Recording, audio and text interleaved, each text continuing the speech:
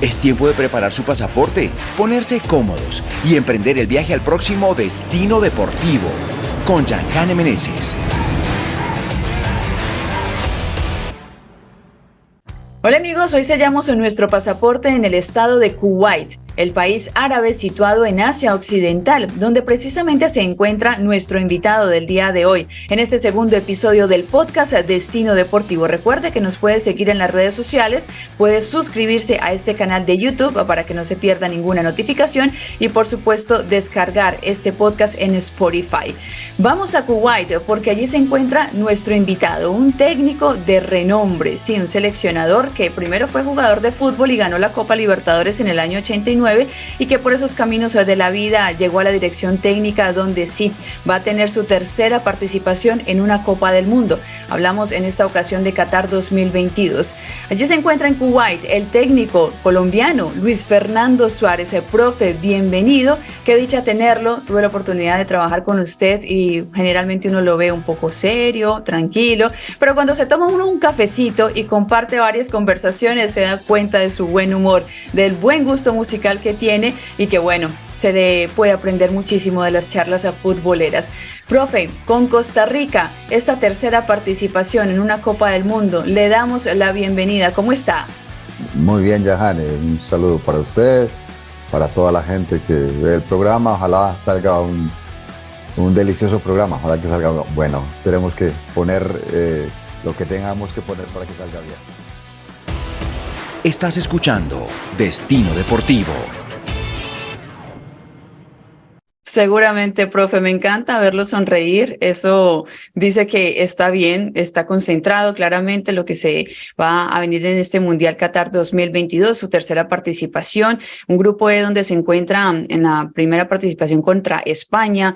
Van a enfrentar a rivales como Alemania, como Japón, pero que Costa Rica es un rival que no es fácil de roer, como dicen por allí, porque ustedes tuvieron también una clasificación muy dura, muy complicada contra ese Australia luego de ese 1-0, pero que tiene jugadores experimentados, una combinación de aquel Brasil 2014, unos 5 o 6 jugadores y lo que se viene además de esa selección que usted ha hecho a lo largo de este prácticamente año con la selección de Costa Rica. ¿Cómo lo ha analizado, profe? Pues un grupo, sí, como usted bien dice, complicado, muy competitivo. O sea que hay que estar como a la altura de ese gran compromiso. Creo que lo más importante que tiene hoy Costa Rica básicamente es, creo que una buena base de experiencia. Jugadores que ya vivieron esa misma circunstancia, de pronto hasta mayor, cuando en 2014 enfrentaron a 3 campeones del mundo y quedaron primeros en el grupo. Y luego también un montón de chicos que solamente quieren obtener de esta experiencia un montón de cosas y vivirlas bien, tienen muchísimas ganas. Me parece que hay una buena energía, así lo siento yo, en el grupo. Están muy focalizados en lo que se quiere conseguir.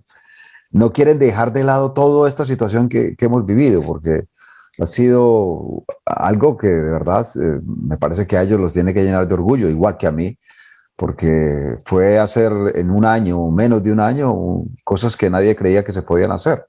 Es seguir haciéndolas. Bueno, en eso estamos.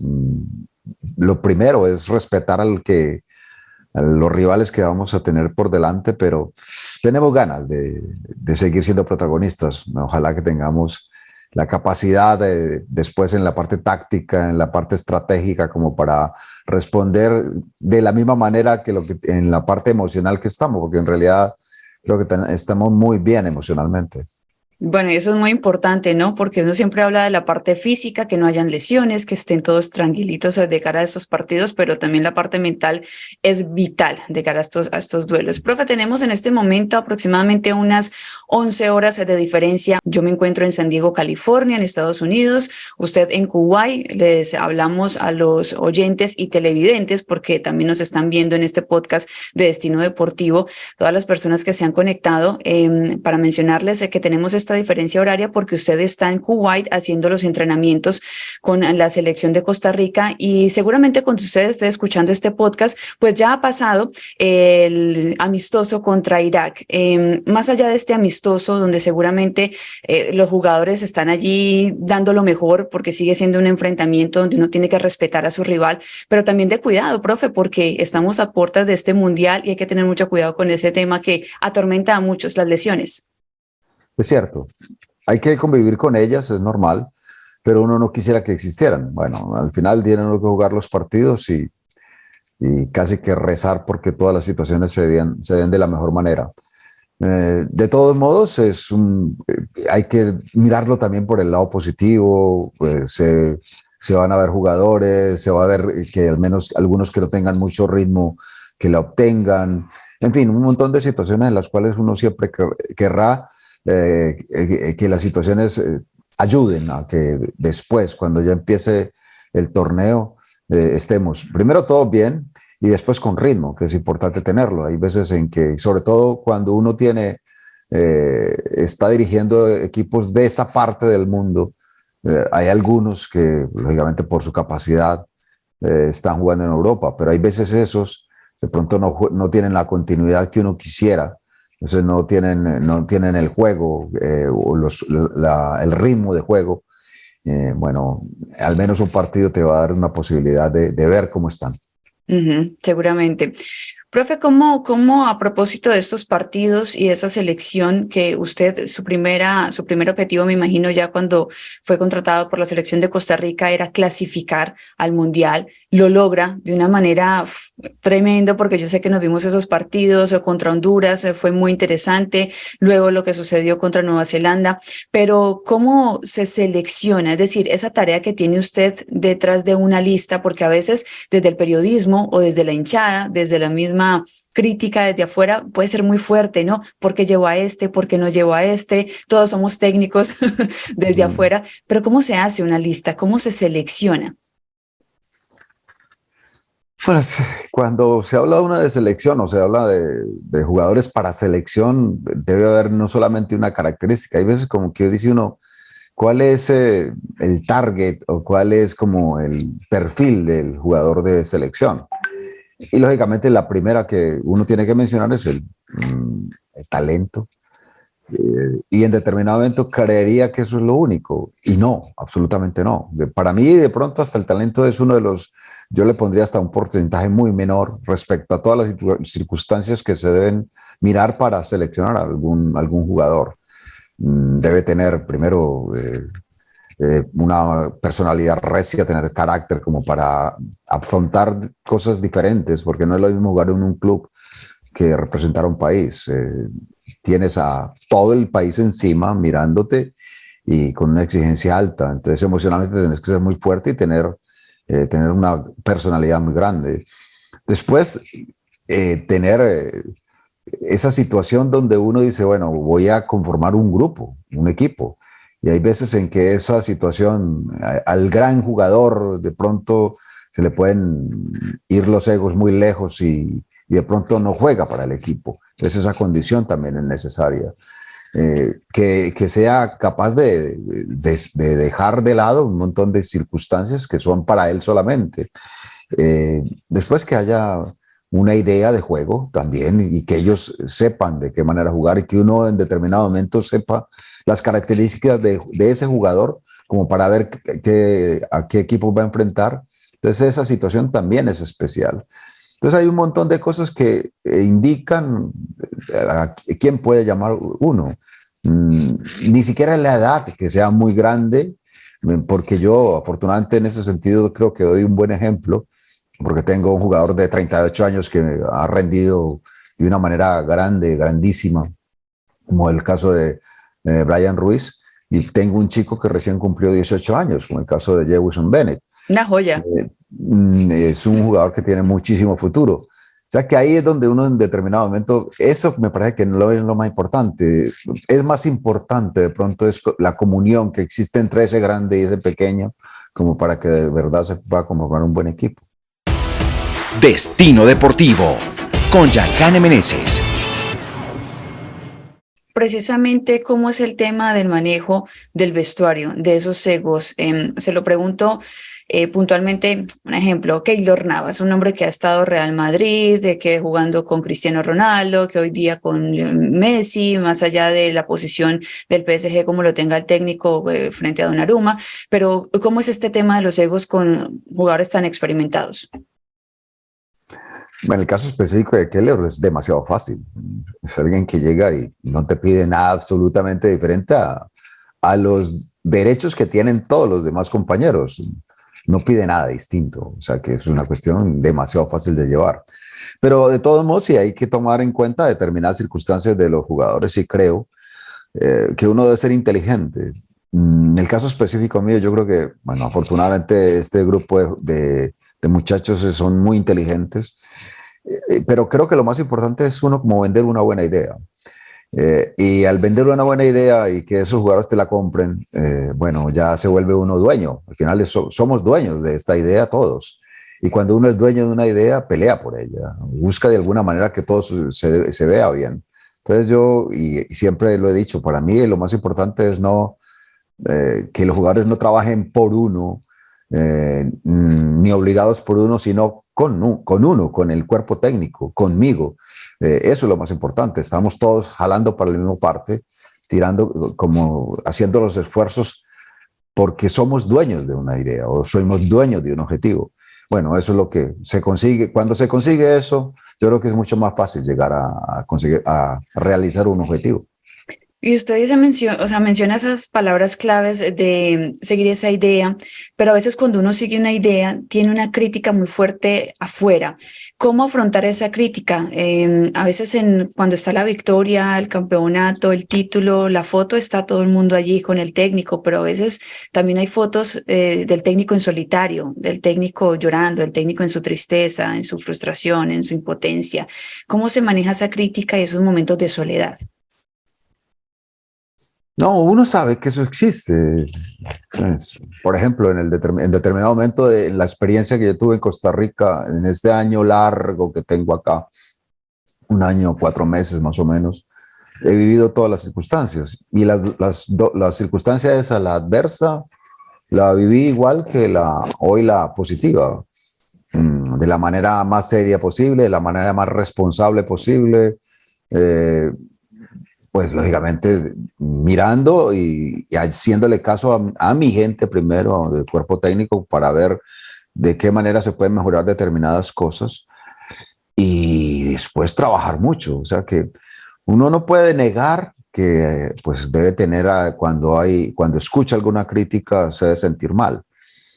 Pero ya la experiencia de uno sabe que esa situación es algo que puede pasar. Después es buscar de alguna manera mejorarlo. Bueno, no es que te resbale, pero sí de alguna manera dejar que pase. Aislarse un poquitico de todas las críticas, no escuchar mucho, y eso te puede servir después a tomar la mejor decisión. Uh-huh. Profe, bueno, pasando a otro plano, ¿cuáles serían esas principales características y diferencias de ser el director técnico de un club a ser el técnico de una selección? Para mí una palabra, estrategia, porque uno cuando es entrenador de una selección casi que tiene que visualizar lo que vaya a hacer, lo que va a hacer, porque casi no tiene tiempo de trabajo.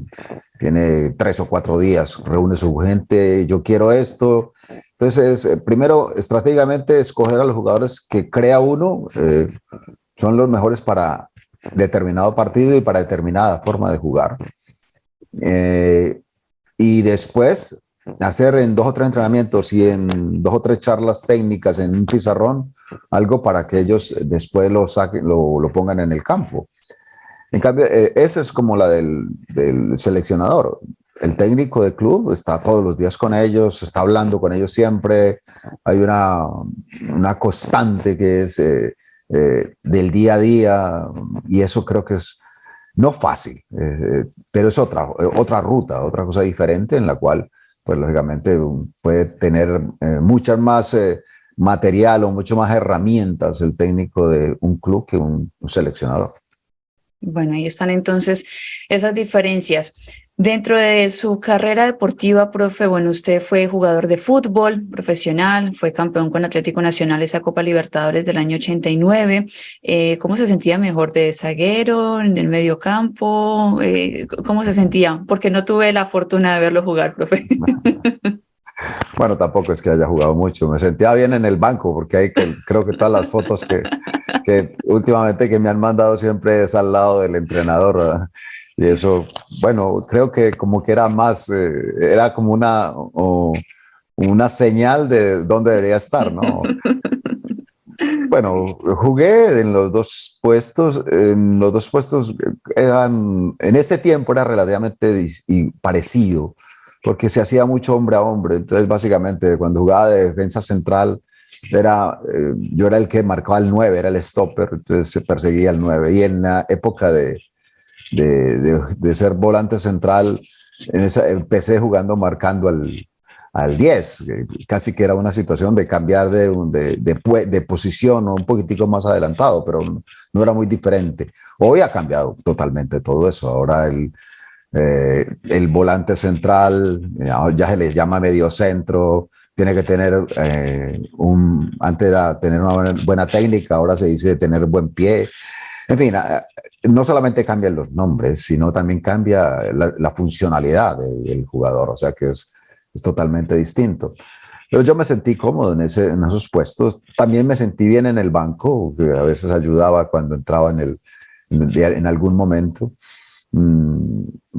Pero lo más bonito de todo fue la gran experiencia que tuve como jugador, sobre todo con Nacional, porque fue un aprendizaje muy grande, porque estaba al lado de, primero, grandísimos técnicos y después grandísimos jugadores, que eran no solamente muy bien dotados técnicamente, sino que eran personas muy inteligentes. O sea que por allí empezó de pronto el bichito ese de querer ser entrenador de fútbol.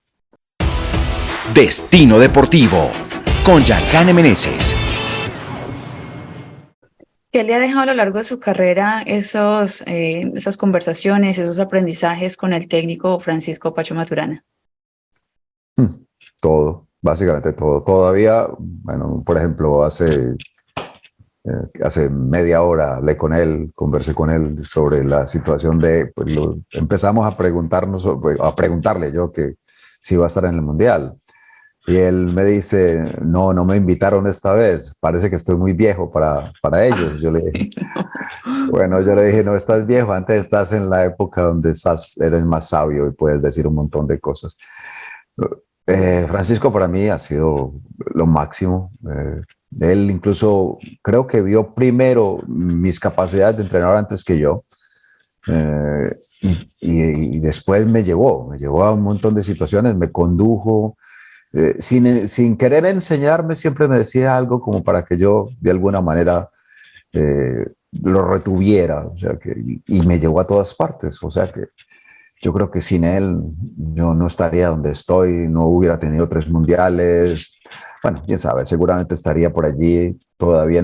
Yo creo que ya estaré jubilado, pero estaría en una oficina por ahí todavía siendo contador público. De pronto de 8 a 5 y descansando los fines de semana, lo que hoy día no. De pronto, profe, sí. Bueno, hablamos de 2006 Ecuador, 2014 Honduras, 2022 Costa Rica. ¿Qué significa para usted este tercer mundial? Pues uno tiene que señalarlo de una manera diferente, pues es algo donde en determinado momento, seguramente por los años vividos y también por cómo se consiguió esta clasificación, yo le pongo como un chulo más especial o una señalización más, resaltarlo mucho más, aún con todo lo que bien que pasa en Ecuador y aún con todas las situaciones de Honduras. Me parece que este tiene un carácter de esos especiales por la forma como se dio, de una situación donde en un momento dado estábamos eliminados y en un momento dado estábamos clasificados, y eso pasó del día a la noche, de la noche al día, donde se tomaron decisiones de pronto demasiado locas, bien atrevidas, y y esperando de alguna manera que respondieran, pero sin saber si de verdad se podría conseguir los resultados, y se consiguieron. Llamando a un montón de jugadores muy jovencitos, pero también afincándose en la parte emocional y de liderazgo de los grandes. Bueno, haciendo comunión con un montón de gente y después meternos en una burbuja y enfocarnos solamente en una cosa en cada partido. Bueno, creo que es una situación que incluso, dice uno, cada partido era un capítulo de un libro, valdría la pena de pronto hasta escribirlo. Si yo supiera escribir, lo haría. Desgraciadamente soy malo escribiendo, pero vale la pena tener en cuenta, al menos en mi espacio como entrenador, lo voy a tomar como una situación como muy especial, porque de verdad se hicieron cosas totalmente diferentes que me enseñaron a ser mejor entrenador. Hoy creo de verdad que soy entrenador. Antes de pronto antes creía que era entrenador. Hoy, después de Costa Rica, sí, sé que soy un buen entrenador de fútbol. No, profe, usted es un gran entrenador de fútbol. Realmente uno mira esa hoja de vida y su pasado y uno dice, wow, lo que ha hecho, porque lo que mencionamos del tema de la crítica, de las formas, de los fondos, pues al final creo que cuando uno mira hacia atrás y uno dice, wow, o sea, es que un técnico lucha por llegar a una selección, por ejemplo, ¿por qué no? O ¿por qué no clasificarse a una Copa del Mundo? Usted ya va por su tercera Copa del Mundo. Entonces, creo que sí ha hecho muchísimo, no solamente por usted, sino también por el país. A veces la gente dice, no, pero es que es el técnico colombiano, sí, pero es él. No, pero yo sí creo que cuando un técnico colombiano, que es el único técnico colombiano que hoy está en Qatar 2022, está representando al país. Además, porque usted sabe que tenemos ese vacío y esa desazón, ¿no? De que nuestra selección colombiana no clasificó. Así que uno dice, o en mi caso, yo digo, qué bueno que le vaya bien al profe Luis Fernando Suárez. Desde ya mandándole toda la fuerza a Costa Rica. Ya soy tica. Casualmente los colores fueron casualidad, tengo que confesarlo. Ahora está muy bien, está muy bien. Profe, el juego de Luis Fernando Suárez, ¿a qué juega el profe? Porque muchas veces uno cuando comienza un partido tiene una estrategia, un sistema, pero para los segundos tiempos pueden cambiar, pueden variar dependiendo de esa lectura de ese juego. Y usted tiene mucho de los laterales, del sistema de carrileros, se nota mucho ese juego por ahí. ¿Cómo describe el juego de Luis Fernando Suárez? Pues ya, Jane, yo creo que en determinado momento, y en ese sentido sí le digo que no le estoy haciendo una gambeta a su pregunta. ¿Por qué razón? Porque uno cuando me habló sobre las diferencias de ser entrenador de club a ser entrenador de una selección, bueno, también una de las diferencias de ser entrenador de una selección es que uno tiene que llegar a conocer ni siquiera la forma de jugar del lugar donde vaya, sino su idiosincrasia, sino su cultura, su forma de pensar, porque eso dice mucho del juego, del juego. No es lo mismo dirigir a la gente de Ecuatoriana que a Honduras y a la gente de Costa Rica. Entonces uno tiene que llegar con un cierto sentido de adaptación. Yo digo que el técnico de una selección tiene que ser muy maleable, tiene que tener plasticidad, adaptarse a determinadas cosas. Costa Rica, por ejemplo, tiene la mayor fortaleza de ellos, o se la creen, es jugar casi siempre con línea 5. Yo he hecho las dos cosas, he trabajado línea 5 y he trabajado línea 4. He estado adaptando cosas dentro de lo que uno en determinado momento ya va conociendo, pero creo que lo más importante es eso, que uno donde llegue no puede venir a importar. Yo no puedo colombianizar, por ejemplo, la forma de jugar del Tico. Yo tengo que adaptarme, tengo que conocer, que eso de pronto fue lo que más me costó, porque cuando yo llegué ya estábamos sobre la marcha trabajando. Una Copa Oro que llegaba inmediatamente después de que yo llegara, a los 15 días o 20 días, y a los 2 o 3 meses estaba empezando la eliminatoria. Entonces ese proceso de adaptación mío por eso fue traumático. Afortunadamente pues ya conozco mucho más la forma de pensar del Tico y ya pues se adapta uno mucho más a ese medio. Pero de verdad sí, uno tiene que pensar mucho en eso, si se quiere cambiar algo, se tiene que cambiar con tiempo, que eso es más o menos la idea que yo tengo. Hay algunas cosas que yo creo que debo mejorar en la selección de Costa Rica. Costa Rica basa mucho su juego en la defensa, se defiende muy bien, pero le falta mejorar de mitad de campo hacia adelante, tener más densidad de juego, por ejemplo. Bueno, eso se tiene que hacer con tiempo, que eso es lo que pensamos hacer en estos próximos 4 años, que yo ya firmé con el equipo nuevamente para las eliminatorias próximas. Y bueno, habrá un cambio que hacer, pero con tiempo, con mucho trabajo, pero ya poniéndole a esto una situación no tanto de urgencia, porque lo primero fue de urgencia, sino más método, eso es lo más importante. Estás escuchando Destino Deportivo. Profe, bueno, dándole vueltas a todo rapidito, uno dice su principal objetivo con Costa Rica era clasificarse a Qatar, ya lo hicieron. Ahora, ¿cuál es su principal objetivo en el grupo E?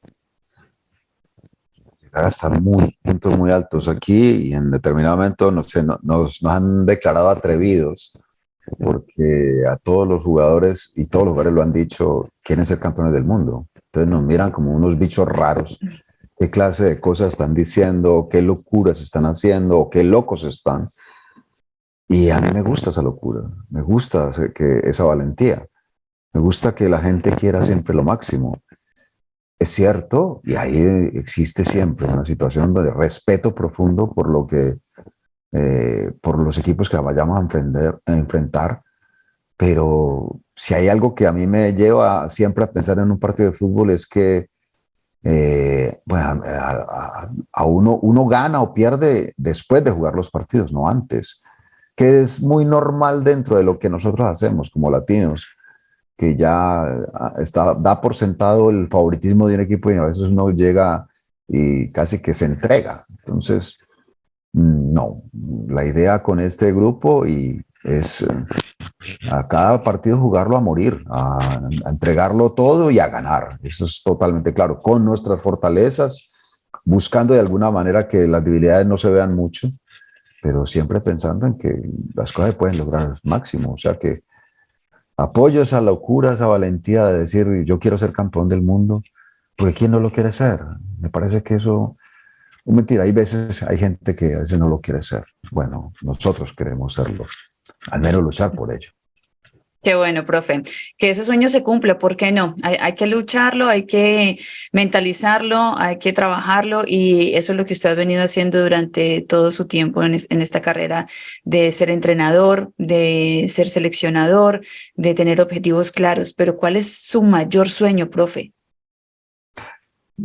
Ya uno, a esta edad, yo creo que a veces uno no piensa tanto en los objetivos, sino como en los caminos que uno primero recorrió y los caminos que uno debe recorrer. O sea que dentro de todo es esa situación. Por ejemplo, el camino que recorrimos para clasificar al Mundial hubo momentos tortuosos, de pronto había que devolverse de ese camino que estábamos haciendo para recomenzar otros, y me pareció buena esa experiencia. Entonces, yo creo que ahí, sí, lógicamente siempre habrá objetivos, pero disfrutar esos caminos, disfrutar esos recodos que en determinado momento uno tiene que hacer, esas autopistas que de pronto en determinado momento uno viva, como por ejemplo lo vivimos nosotros en la segunda vuelta de esta eliminatoria. Disfrutar todo eso para mí es importante. Y después, pues lógicamente soñar con lo más grande, pero depende de lo que se esté mostrando, depende de lo que uno llegue a lo que te pidan, pero mirar más lo cercano y no tanto lo lejano, que a veces uno se preocupa mucho por esa situación que está ahí al lado, bien cerquita, por estar mirando muy lejos y de pronto se tropieza con una piedra. Básicamente esa es como mi experiencia hoy. Qué importante lo que usted dice, profe, disfrutar lo que se hace.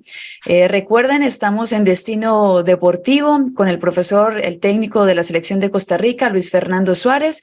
Pueden seguirnos en las diferentes plataformas, en redes sociales, seguir nuestro canal, muy sencillo, se suscriben, activan las notificaciones para que conozcan a los diferentes invitados de nuestro podcast, Destino Deportivo, a ver dónde vamos a estar en el globo terráqueo en nuestro próximo Destino Deportivo y por supuesto en Spotify pueden viajar también aquí con nosotros descargando este segundo episodio. Profe, está la ilusión, yo sé que usted está muy concentrado, pero por favor no sea tan protocolario con lo que le voy a preguntar, pero está la ilusión a un futuro poder también usted como colombiano ser el director técnico de la selección de nuestro país. Yo no sé si los tiempos a veces como que uno dice, ya pasaron. La ilusión siempre está, no se lo niego. Pero también el vivir como de las realidades es, bueno, no sé hasta qué punto uno en determinado evento como que pueda haber estado viviendo otros momentos que ni siquiera no es una queja absolutamente de nada. Es una situación que es muy normal.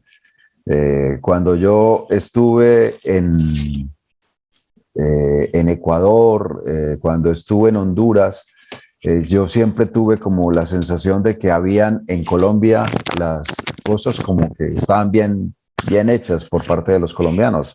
Estaba José Pekerman y José Pekerman estaba haciendo las cosas correctamente. Entonces uno dice, bueno, no podés estar peleando por algo donde hay alguien con una muy buena competitividad. Pero mientras tanto y usted bien lo dijo ahora, yo estaba representando el país y lo sigo haciendo, que creo que es lo más importante. Yo no he dejado de representar a mi país. Hoy, sobre todo hoy, me siento que la gente como que en realidad sí, en Colombia está haciendo de verdad muchísima fuerza para que las cosas funcionen bien para mí. Y eso me llena a mí de orgullo, que también me llena de responsabilidad, porque no es representar a un solo país, ya es representar a Costa Rica, hacerlo bien por Costa Rica, pero también hacerlo bien por Colombia. Eso, pues lógicamente es algo importante para mí. Entonces, después de toda esta cháchara que le mandé, decirle que en determinado momento, si me dicen o si me invitan, pues lógicamente lo pensaré. Pero, bueno, ya sé que en determinado momento, antes tenía como, bueno, era más era una obsesión, era un día alguien, no sé, una entrevista, no sé en qué parte, tengo mala memoria hoy, a alguien que me hizo una entrevista, después de que terminó la entrevista, le dije, eso fue después del Mundial de Brasil, le dije a esa persona que yo incluso sería capaz, si uno pudiera cambiar en el tiempo cosas, de dejar esos 2 mundiales donde estuve por tener una posibilidad de trabajar con Colombia para un mundial. ¿Sí? Lo dije así y en ese momento lo sentía. Hoy creo que no tanto. Hoy creo que ya no me pueden quitar el bailado de estar con 3 y nada más. Eso es lo más importante. Sí, y dicen por ahí pues que ya no hay que mirar el pasado, hay que seguir mirando el futuro, porque además tiene un futuro brillante, impecable, y le deseamos muchos éxitos al profesor Luis Fernando Suárez en este Mundial de Qatar 2022 con la selección de Costa Rica, con esos millones de seguidores que tiene, con los que seguimos sumando en Latinoamérica para Luis Fernando Suárez, porque tiene un corazón en aquellas elecciones, ha dejado también el cariño en varios países, y eso es muy bonito, no solamente hablando de la CONMEBOL, la CONCACAF, sino cómo se une usted como técnico y ese legado que deja en Latinoamérica para otros que lo están mirando. Así que muchísimos éxitos, profe, con este grupo E, enfrentando a España, Alemania, Japón, y que por supuesto lo veamos en fases mucho más adelantadas. Y bueno, por favor, no podemos dejarlo ir sin que nos diga cuál es ese destino deportivo del profesor Luis Fernando Suárez. Ojalá sea, y que sea premonitorio, que después de hablar con usted, Jan Hane, la próxima entrevista sea cuando me entreviste como campeón del mundo. También soy atrevido, soy loco. Ojalá de alguna manera se puede conseguir eso. Muchísimas gracias por la invitación, muy amable. Me encanta, profe. Muchos éxitos y esperamos entonces que le vaya muy bien. A usted, gracias por acompañarnos en Destino Deportivo. Chao, profe. Chao, que estés muy bien, Yahane. Gracias por la invitación.